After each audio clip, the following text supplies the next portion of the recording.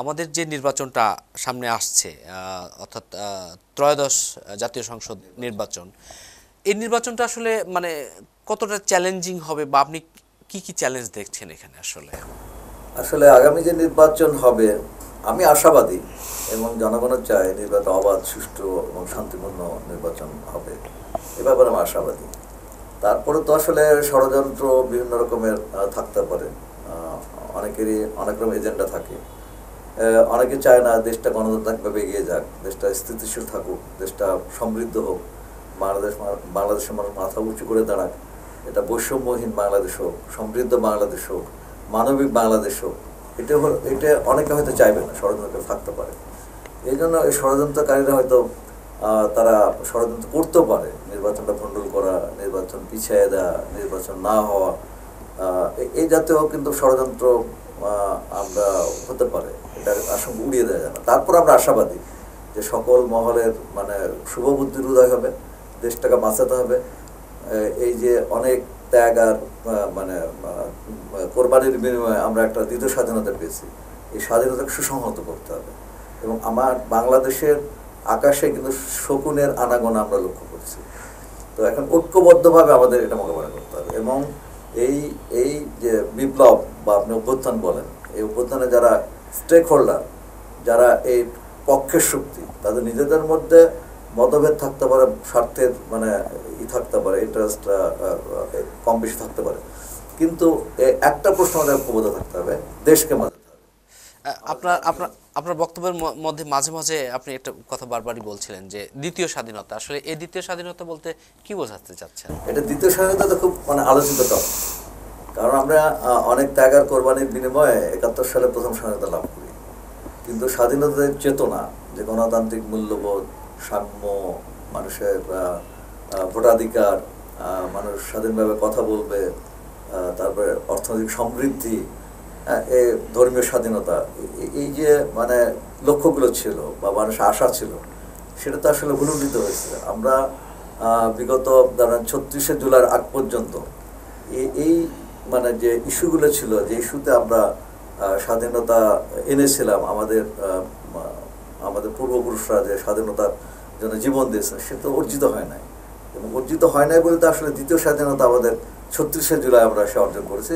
এবং সেক্ষেত্রে ছাত্ররা ভূমিকা রেখেছে, এটা ঠিক, ছাত্ররা আন্দোলনটা শুরু করেছে, কিন্তু এর পিছনে তো একটা বীজ রোপিত হয়েছে, এটা তো কাল্টিভেট হয়েছে। আন্দোলন তো একদিনে 36 দিন আন্দোলন তো এটা সম্ভব না।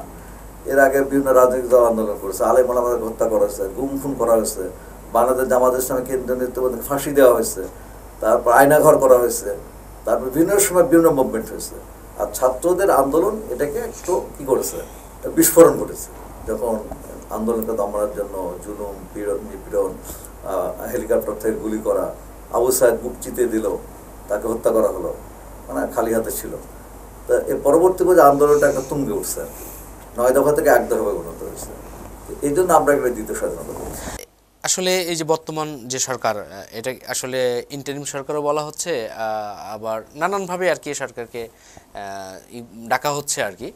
তো এই সরকারের যে সক্ষমতা, সুষ্ঠু, অবাধ, মানে নির্ভেজাল একটি নির্বাচন উপহার দেওয়ার ক্ষেত্রে আপনি মানে এই সরকারকে কতটুকু সক্ষম মনে করছেন? না, আমরা আমরা মনে করি যে সরকারের তো একার পক্ষে সুষ্ঠু নির্বাচন করা সম্ভব না।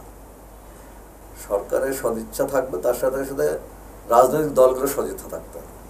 এবং সরকার যতই চেষ্টা করুক না কেন, রাজনৈতিক দলগুলো যদি তারা মানে মানে সুষ্ঠু নির্বাচন না চায়, এটা কোনোভাবে সম্ভব না। আমি এই জন্য বলি যে সরকারের যেমন সদিচ্ছা লাগবে, সরকারের যেমন প্রস্তুতি থাকতে হবে, অতএব অন্য যারা মানে রাজনৈতিক দলকে নির্বাচন করছে, তাদের বৃহত্তর স্বার্থে গণতান্ত্রিক সিস্টেমটাকে মেনে নিতে হবে। নির্বাচনে যেই ক্ষমতায় আসুক, যাদেরকে জনগণ ম্যান্ডেট দেবে তারাই ক্ষমতা আসবে। এবং আমি আপনাকে বলছি, এটা যদি মনে করেন যে বাংলাদেশে আমরা নির্বাচন করছি আমার মানে পজিশন, তারপরে যদি জনগণ যদি মানে সুষ্ঠু ভোটের মাধ্যমে যদি জনগণ অন্য কাউকে যদি বিজয়ী ঘোষণা করে, আমি তাকে সালাম দেব এবং তাকে আমি স্যালুট করে তিনি যেন সংসদ সদস্য হতে পারেন, তার জন্য যা করা দরকার আমি করব। আপনাদের চিন্তায় সংস্কার কতটুকু এগোলো? আপনাদের যে একটা সংস্কারের যে বিষয় সেইটা কতটুকু এগোলো? যে একটা বিষয় ছিল যে যৌক্তিক সময় দেওয়া হবে এবং একটা সংস্কারের যে বিষয়টা, আপনাদের দৃষ্টিতে সংস্কার কতটুকু হলো আসলে? সংস্কার তো একটা দীর্ঘমেয়াদী প্রক্রিয়া, একটা মধ্যমেয়াদী, একটা দীর্ঘমেয়াদী। দীর্ঘমেয়াদী সংস্কার তো মানে 6 মাসে হবে না, আবার তাৎক্ষণিক সংস্কার সেটা হয়তো করা সম্ভব। তো এখন এই সংস্কার নিয়ে তো জাতীয় ঐক্যমত্য কমিশন গঠন হয়েছে আপনার প্রফেসর ইউনূস সাহেবের নেতৃত্বে। আলী রিয়াদ সাহেব এটা হলো মানে ভাইস প্রেসিডেন্ট। তো তারা কিন্তু চেষ্টা করছে বিভিন্নভাবে বিভিন্ন দলের সাথে বিভিন্ন ইস্যুতে একমত হওয়ার জন্য। আলহামদুলিল্লাহ অনেক ইস্যুতে কিন্তু একমত হয়েছে বিভিন্ন রাজনৈতিক দল, কিন্তু কিছু কিছু ইস্যুতে দ্বিমত আছে, আর কিছু কিছু ইস্যুতে বিভিন্ন দল বলেছে যে আমরা এটা মানি না। তো তারপরেও এটাকে মানে দূরত্বটা কমানোর জন্য তারা বিশেষজ্ঞ প্যানেলের কাছ থেকে মতামত নিচ্ছেন যে এই দূরত্ব কীভাবে কমানো যায় এবং ঐক্যমত্য কমিশন কীভাবে সকল পক্ষের সাথে একমত হয়ে এই সংস্কারগুলো বাস্তবায়ন করবে। আপনি যেটা বললেন যে সংস্কার, এখন তো সংস্কারের জন্য যে মানে যে প্রস্তাবগুলো আসছে সব তো একমত হইতে হবে। তারপরে সেটা যখন ম্যান্ডেট পাবে এবং সকল দলে মেনে নেবে না যে, এবং এটা পদ্ধতি এখন কিভাবে হবে, এখন নির্বাচনের আগে হবে না নির্বাচনের পরে হবে, এটা নিয়ে তো আসলে কিছু দ্বিমত আছে। এখন নির্বাচন আগে হলে গণভোট দিতে হবে, অথবা প্রেসিডেন্টের একটা স্পেশাল সাংবিধানিক অর্ডার সেটার মাধ্যমে হতে পারে। আবার এ ব্যাপারে কেউ কেউ দ্বিমত পোষণ করছে না, এই জাতীয় সংস্কার করার বা সংবিধানের সংস্কার করার পরিবর্তন করতে ইখতিয়ার নাই। তারা আইনি দিচ্ছেন না, বাধ্যবাধকতা তুলছেন যে এটা পরবর্তী সরকার এটা করবে। পরবর্তী সরকার করবে কিনা এর তো কোনো গ্যারান্টি তো কেউ দিতে পারছে না। এই জায়গাটা একটু এখন মানে টানা পড়েন আছে। তা আমার মনে হয় নির্বাচনের আগে এটাও হয়তো ফয়সালা হয়ে যাবে, এবং ফয়সালাটা একান্ত উচিত। এটা না হলে এটা কিন্তু দেশের জন্য আবার একটু খারাপ একটা পরিস্থিতি সৃষ্টি হতে পারে। যাক, আমরা আমাদের আলোচনার আজকের এই নির্বাচনী আলাপের আমরা শেষের দিকে আসছি। আপনার কাছ থেকে এই পর্যায়ে জানতে চাচ্ছি যে আপনার নির্বাচনী প্রতিদ্বন্দ্বী সম্পর্কে আপনি যদি কিছু বলেন। আচ্ছা, নির্বাচনী প্রতিদ্বন্দ্বী বলতে এখন পর্যন্ত রাজশাহীতে এককভাবে বাংলাদেশ জামাত ইসলামের পক্ষ থেকে প্রার্থী ঘোষণা করেছে আমাকে। আমি কাজ করছি গণতান্ত্রিক পদ্ধতিতে, আমি ভোটারদের কাছে যাচ্ছি, সভা সমাবেশ করছি, মিটিং করছি, গণসংযোগ করছি, কিন্তু এ পর্যন্ত অন্য কোনো দলের প্রার্থী তো ঘোষণা হয়নি, ঘোষিত হয় নাই। এজন্য কোন দল কাকে না হয়েছে, দু একটি দল হয়েছে, খেলাফত ইসলামী আন্দোলন বাংলাদেশের হয়েছে, তারপরে এবি পার্টির হয়েছে। জি জি, 6টা আসনে তারা ঘোষণা করেছে। এখানে জাতীয় পার্টিরও একজনের নাম শোনা যাচ্ছে। এখানে নাম শোনা যাচ্ছে, কিন্তু অফিশিয়ালি বাংলাদেশ জামাত ইসলামী যে ঘোষণা করেছে, মানে অফিশিয়ালি পত্র-পত্রিকা বিবৃতি দিয়ে আমরা মাঠে নেমে গেছি, অন্যদের কিন্তু এখন অফিশিয়াল হয়নি। নাম শোনা যাচ্ছে, অনেকের নাম শোনা যায়, নাম শোনা গেলে তো প্রার্থী তো হলো না, এটা তো অফিশিয়াল তাদের তো দেওয়া হয়নি। আচ্ছা আচ্ছা, না আপনি প্রার্থী সম্পর্কে আমার জানা নাই কোন দলের কি প্রার্থী হবে। আপনি তো মানে সংসদ সদস্য প্রার্থী হিসেবে এবার নতুন বা প্রথম, তো সেক্ষেত্রে আপনার অভিজ্ঞতাটা আসলে কেমন?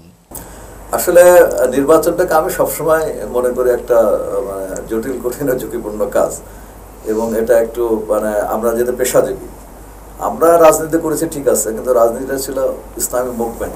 আমরা তো জামাত ইসলাম পূর্ণাঙ্গ ইসলামী আন্দোলন, ইসলামী আন্দোলনটা ইমানের দাবিতে আমরা আন্দোলন করছি, ছাত্র জীবন থেকে করছি। আমি বাংলাদেশ ইসলামী ছাত্র শিবিরের মহানগর সভাপতি ছিলাম।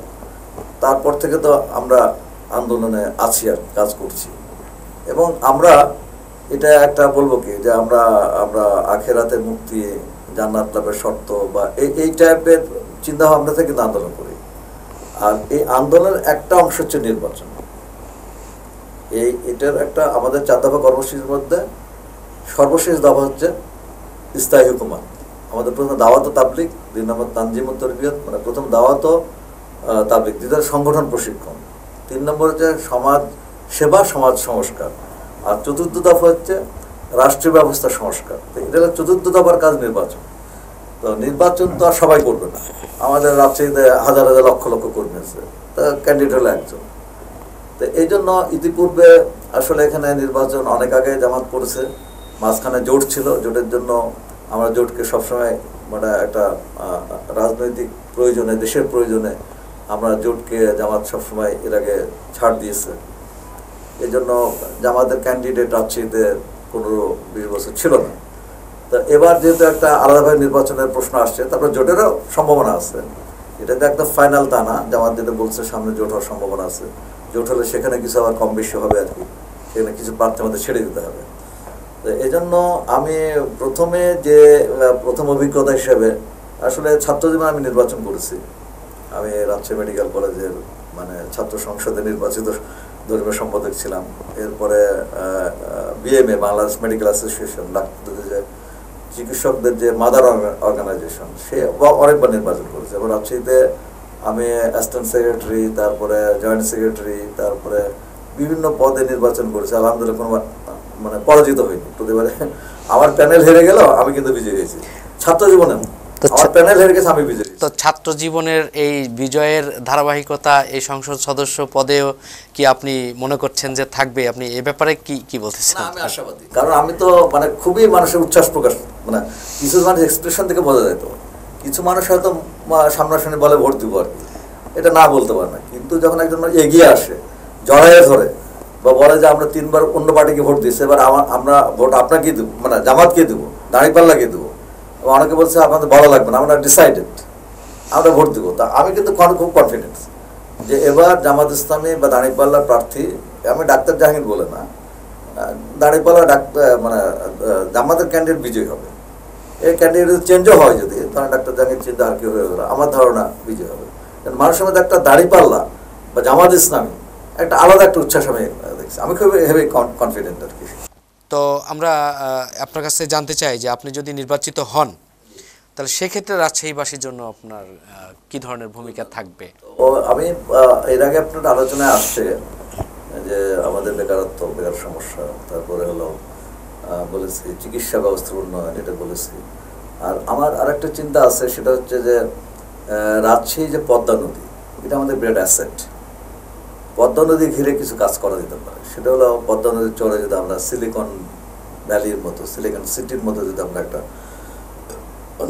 নগরী গড়ে তুলতে পারি, পদ্মা নদীর পানিকে নিয়ে আমরা যদি কৃষি নির্ভর অর্থনীতিকে যদি চাঙ্গা করতে পারি, এবং রাজ্যকে পর্যটন নগরী করা, এখানে ক্রিকেট ভেন্যু করা, আন্তর্জাতিক ক্রিকেট ভেন্যু করা, এখানে আমরা আরও কিছু কাজ করতে পারি, অবকাঠামো উন্নয়ন, মানে 5 স্টার হোটেল নির্মাণ, এগুলো যদি আমরা করতে পারি, তাহলে পর্যটনের দিক দিয়েও, আর এমনি রাজশাহী নগরী সুন্দর নগরী, green city, clean city, mango city, তারপরে হলো সিল্ক সিটি নামে খ্যাত, ইউনেস্কো ঘোষিত হেলদি সিটি, গ্রিন সিটি, হ্যাঁ, তারপরে হলো শিক্ষা নগরী, অনেক বিশেষণ রাজশাহীকে দেওয়া যায়।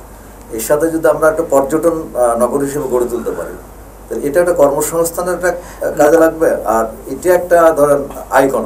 না, অনেক কিছুই তো আসলে করার আছে রাজশাহীর জন্য, কিন্তু আপনার কাছে মানে সবচেয়ে বেশি অগ্রাধিকার পাবে কোন বিষয়টা যদি আপনি বলেন? না, অগ্রাধিকার বিষয়ে আমি আগে আপনার প্রশ্নের উত্তর দিয়েছি, সেটা আমরা প্রথম আগ্রহ ইভিজেট করা এবং শিল্প কলকারখানা স্থাপনের মাধ্যমে কর্মসংস্থানের সৃষ্টি করা, তারপরে তরুণ বেকারদের জন্য আউটসোর্সিংয়ের মাধ্যমে তাদেরকে মানে বেকারত্ব দূর করা বা তাদের কর্মক্ষম করে গড়ে তোলা। আরেকটা ব্যাপার হচ্ছে যে এখন বিদেশে কিন্তু বাংলাদেশে 1,50,00,000 প্রবাসী কাজ করে, অত্যন্ত অনেক পরিশ্রম করে তারা মানে কষ্ট করে তারা মানে উপার্জন করে এবং রেমিটেন্স পাঠায়, এবং তাদের রেমিটেন্সে কিন্তু বাংলাদেশের অর্থনীতি সচল আছে।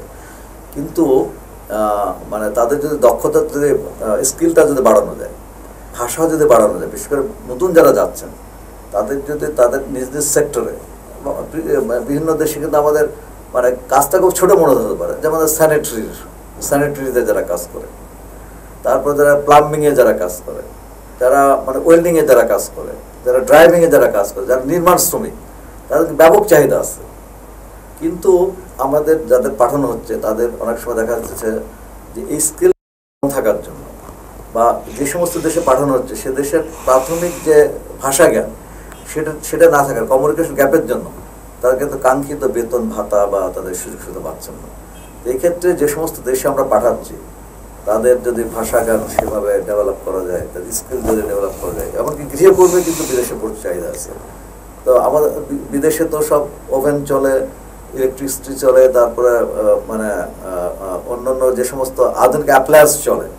আমি যদি একজনকে পাঠিয়ে দিই, উনি যদি চালাতে না পারে, তাহলে কি তার তো চাকরি থাকবে না বেতন পাবে? এই জন্য আমাদের ট্রেনিং দিয়ে পাঠাতে হবে, মিনিমাম যেগুলো ওভেন চালানো, ইলেকট্রিসিটি চালানো, তারপরে ফ্রিজ মেনটেন্যান্স, তারপর অন্যান্য যে সমস্ত রান্নাবান্নার বিষয়াদি যেগুলো আছে বা ইকুইপমেন্ট যেখানে ব্যবহার হচ্ছে সেগুলো সম্পর্কে জ্ঞান দিয়ে যদি পাঠাতে পারি, এবং তাদের যে ভাষা জ্ঞান, আমি যে সৌদি আরবে পাঠাই, জর্ডানে যদি পাঠাই, যে দেশে পাঠাবার টার্গেট থাকতে হবে, যে দেশ পাঠাবো সে টার্গেট পিপুলকে আমার সেভাবে ডেভেলপ করতে হবে। তাহলে আমার যে এখন ধরেন যে $1 বিলিয়ন আসছে আর কি, আমার এই দক্ষতা বাড়াতে পারলে ডাবল কিন্তু আমরা রেমিটেন্স আনতে পারবো আমাদের।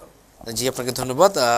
আমরা আমাদের আজকের এই নির্বাচনী আলাপের একেবারেই শেষ পর্যায়ে চলে আসছি। আপনি যদি দর্শকদের উদ্দেশ্যে এবং আপনার নির্বাচনী এলাকার জনগণের উদ্দেশ্যে যদি আপনি আমি কিছু দর্শক বলতে চান। উদ্দেশ্যে বলতে চাই যে সামনে যে নির্বাচন আসছে, নির্বাচনে আপনারা স্বাধীনভাবে ভোটাধিকার প্রয়োগ করবেন। আপনি যে দলকে যোগ্য মনে করবেন, যে দল সামনের দিনে আপনাদের দেশের স্বাধীনতা সার্বভৌমত্ব অক্ষুণ্ণ রাখার জন্য চেষ্টা করবে, যে দল দেশকে ঐক্যবদ্ধ রাখার চেষ্টা করবে, যে দল মনে করবেন দেশের শান্তি শৃঙ্খলা বজায় রাখবে, যে দল মানে নারী বান্ধব হবে, যে দল মানে অন্যান্য ধর্মাবলম্বী যারা আছে তাদের সুরক্ষা দেবে। এক্ষেত্রে আমি বলতে চাই যে আপনারা জানেন যে 5ই আগস্টের পরে আইন শৃঙ্খলার অবনতি ঘটেছিল। তখন কিন্তু মন্দির পাহারা দিয়েছিল বাংলাদেশ ইসলামী ছাত্র শিবির এবং জামাত ইসলাম, এবং আমি কয়েকটা অমুসলিম সমাবেশ করেছি। সেখানে তারা বলেছে যে আমরা কখনোই জামাত শিবিরের দ্বারা আক্রান্ত হয়নি, ক্ষতিগ্রস্ত হয়নি, তারা মন্দির পাহারা দিয়েছে, তারা নিজেরাই বলেছে। এবং ভবিষ্যতে আমরা এই কাজটা করবো আর কি। আমরা চাই যে দেশের মানুষ, আমি এভাবে বলি যে বাগানে যেমন বিভিন্ন রকম ফুল থাকে, বিভিন্ন ফুল থেকে একটা বাগান হয়, ঠিক তেমনিভাবে হিন্দু মুসলিম বৌদ্ধ খ্রিস্টান এক একটা ফুল মিলে বাগান। তাহলে এদেশের সকল মানুষের সমান অধিকার এবং সবাই সম্মান নিয়ে বেঁচে থাকবে।